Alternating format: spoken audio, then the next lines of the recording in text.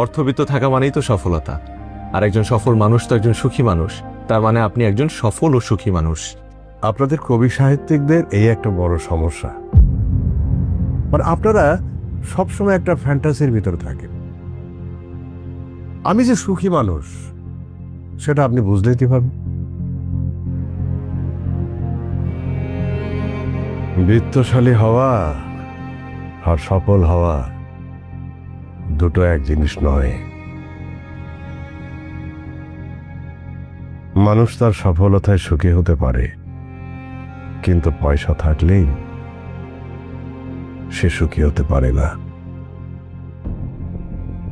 আমি তার জ্বলন্ত প্রমাণ। হাসান সাহেব, আমি বললাম তো আপনার একদম টেনশন করার কোনো কারণ নেই। আজকে স্কুলে কি হয়েছে? আম্মু, এটা না তুমি তোমার মাকে গিয়ে দেখাও, যাও। হ্যাঁ, সরি, আপনি একদম টেনশন করেন না। সিঙ্গাপুর থেকে আপনার মাল যথাসময়ে এসে পৌঁছে যাবে। হ্যাঁ, আপনার সময় মতো এসে পৌঁছাবে। জি, রাখি তাইলে।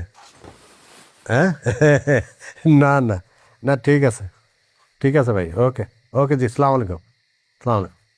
তোমার সাথে আমার খুব জরুরি একটা কথা আছে। বলো। বলছিলাম কি, মেয়েটা বলছিল আমরা তো অনেকদিন ঘুরতে যাই না, চলো না আমরা তিনজন দূরে কোথাও থেকে ঘুরে আসি। আমি আমার পিএসকে বলে দিই, সবচাইতে ভালো রিসোর্ট তুমি যেখানে যাবে সে বুক করে দেবে। টাকা পয়সার তো কোনো অসুবিধা নাই, তোমার যা লাগে টাকা তুমি নিয়ে চলে যাও। আমরা তোমাকে নিয়ে ঘুরতে যেতে চেয়েছি, আমাদের তোমাকে দরকার। একটু বোঝার চেষ্টা করো। আমার ব্যবসা নিয়েই থাকো, তুমি যখন ব্যবসা ছাড়া কিছুই বুঝো না, ব্যবসা নিয়েই থাকো, আমাদেরকে নিয়ে তোমার ভাবতে হবে না।